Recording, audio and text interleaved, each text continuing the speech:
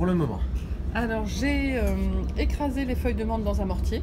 D'accord. Une fois qu'elles sont finement écrasées, je les ai mis dans l'Erlenmeyer et j'ai rajouté de l'éthanol absolu pour extraire en fait les colorants de la chlorophylle. Très bien. Donc après avoir laissé macérer une dizaine de minutes, on va filtrer pour récupérer uniquement une solution colorée sans avoir de restes ou de particules de menthe. Bonjour à tous, donc ici une petite vidéo pour expliquer le principe de la chromatographie sur colonne. Donc dans un premier temps avec comment ça s'appelle ça? C'est le robinet. Le robinet, merci Laurent. Fermé, on a mis un tout petit peu de coton, qu'on a poussé avec la baguette. On a mis du sable de Fontainebleau qui a un grain, alors la raison elle est simple, c'est qu'il a un grain très fin et très régulier. C'est bien ça? Alors un tout petit peu, on va dire un demi-centimètre, et puis après on a mis de la silice, du sable de silice, en veillant bien à toujours tasser, parce que ça c'est une erreur qu'on peut faire, et sans tasser, en fait ce qui se passe c'est qu'il y a des petits trous d'air, et en tassant on voit le sable redescendre, donc là on ne le voit pas redescendre parce que j'ai bien tassé tout au long du verset, voilà, et puis on veille à avoir un niveau de telle manière à ajouter à peu près ça diluant, voilà, après avoir mis le sable de silice. On remet un tout petit peu de sable de Fontainebleau. Et puis voilà. Donc là maintenant on va pouvoir mettre le solvant. Alors comme m'a dit Najiba, il faut bien veiller. Donc là on utilise une pipette Pasteur type en chimie organique. Il faut bien veiller à mettre un tout petit peu de solvant très proche du sable pour l'imbiber de sable. Voilà, tout autour. Là, si tu arrives à voir, tout autour. Pas beaucoup, voilà. Pour l'imbiber, voilà, sur les parois, on l'imbibe un peu. Voilà. Et après seulement, on va pouvoir y aller un peu plus franchement. Voilà. Hop.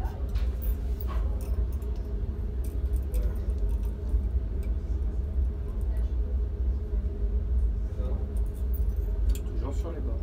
Toujours sur les bords. On peut voir ce problème apparaître, hein, c'est-à-dire qu'il y a un décollement de la phase du sable Fontainebleau. Alors à ce moment-là, on prend la baguette et on pousse doucement, mais sans trop tasser pour faire disparaître les bulles. Hein. D'accord. Si ça vous arrive, n'ayez crainte. Voilà, ça arrive encore. Alors de toute manière, là ce que je vous conseille, c'est d'utiliser un bécher ici que je l'ai. Et d'à ce moment-là d'ouvrir le robinet. Alors là j'ai été super malin puisque j'ai mis mon truc un peu trop haut, donc je vais devoir le resserrer, le remettre un peu plus bas, et même là je pense que ça va pas le faire, donc je vais devoir redéfaire mon système de noix et le remettre un peu plus bas. Donc anticipez bien, je reviens. Voilà. Là en ouvrant, on dit un peu dire, voilà. En ouvrant, on va pouvoir faire en sorte d'un peu mieux tasser. Voilà.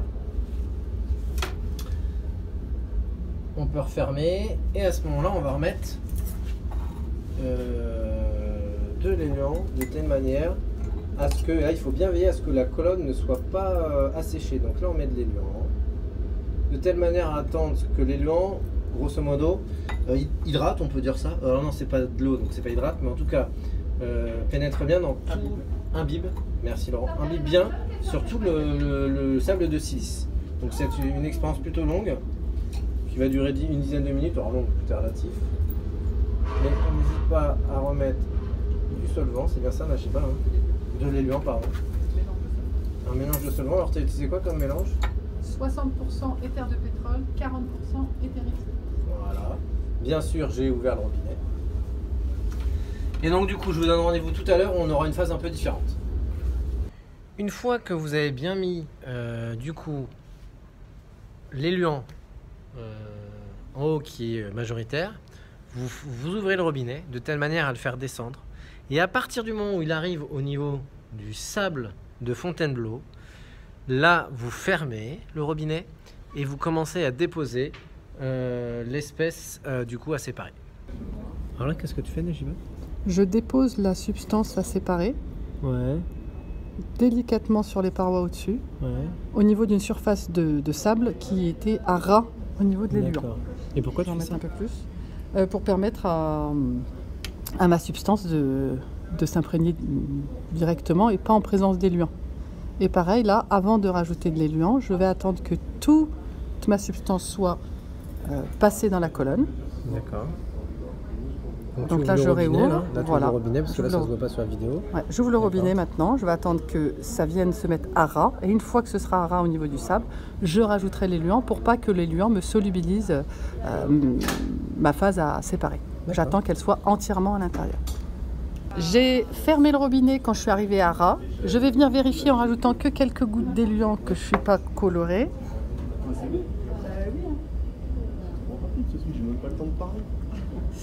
Donc là, tu remets de l'éluant Oui. Et je suis un petit peu colorée, pour donc entraîner. voilà, je vais entraîner tout de suite. Je vais me remettre à ras avant de Un tout rajouter petit de peu. l'éluant. Oui. Alors, il sert à quoi le fait d'avoir ajouté un peu d'éluant? Pour permettre à ma substance à séparer d'être Entraîner. entraînée avec le groupe, quoi. Et est-ce que c'est là que tu veilles à ce qu'elle ne s'assèche pas, que tu remets toujours de l'éluant? Toujours. ou pas? Il faut toujours que la surface. D'accord. Si la surface de sable il lui en manque un petit peu, c'est pas très grave, mais il faut jamais que la silice soit à sèche. Eh ben, tu vois. Et donc maintenant, regarde, quand je rajoute de l'éluant, il est quasiment pas coloré, mais j'ai rajouté un peu trop vite, et Ah oui, donc d'accord. j'ai changé ma surface de sable. Ah oui, d'accord. Ah oui, c'est méticuleux. Hein. Donc tu vois, l'éluant, il est théoriquement Magnifique, incolore. Najiba. Bravo à toi. Est-ce que là, depuis, tu as ouvert le robinet ou pas là? Là, le robinet est ouvert. Et tu as mis J'ai rempli de l'éluant jusqu'en haut pour être sûr, puisque c'est lent que je viens aller. Et donc le fait d'avoir rajouté l'éluant qu'après le passage de ma substance colorée, eh bien on voit bien que l'éluant n'est pas coloré. Et donc c'est que ma substance était totalement absorbée sur la silice. Alors, on a prélevé différentes fractions. La première qu'on voit bien jaunie, normalement correspond donc à l'un de nos colorants. La deuxième, on voit qu'elle est légèrement jaunie en théorie, donc à mon avis, il doit rester de celui-là. J'ai préféré séparer pour être sûr en gros que j'aurai pas de mélange entre mes deux. Là, on a un tube quasiment incolore qui, à mon avis, correspond à l'éluant tout seul. Ensuite, on a une fraction ici verte qui correspond donc à la chlorophylle.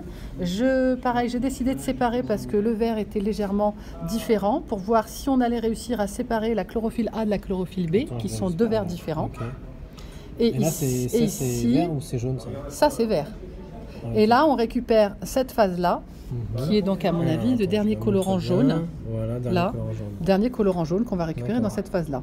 Pour vérifier ce qu'on dit, on fera une CCM et on va faire un spectre UV pour chacun et vérifier ce qu'on peut Ok. regrouper. Alors là, on voit les différentes espèces colorées qu'on a séparées. Il est à noter que si on obtient à un moment une espèce très concentrée, il ne faut pas hésiter à le diluer pour le spectro, pour l'analyse au spectro. C'est bien ça, Marianne.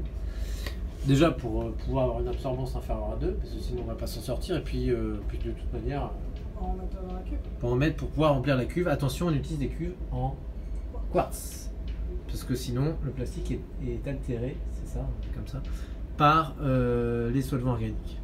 Alors, toutes nos phases d'extraction de la CCl, de la chlorophylle, on va les passer au spectro pour vérifier justement si elles correspondent bien à la séparation pure des colorants. Et puisqu'une fois qu'on l'aura enregistré, on pourra comparer avec celles qu'on a déjà en bibliographie. Alors là, pour l'instant, qu'est-ce qu'on constate? Là, je n'ai que la première phase qui était jaune et on constate bien que ça absorbe essentiellement dans le bleu.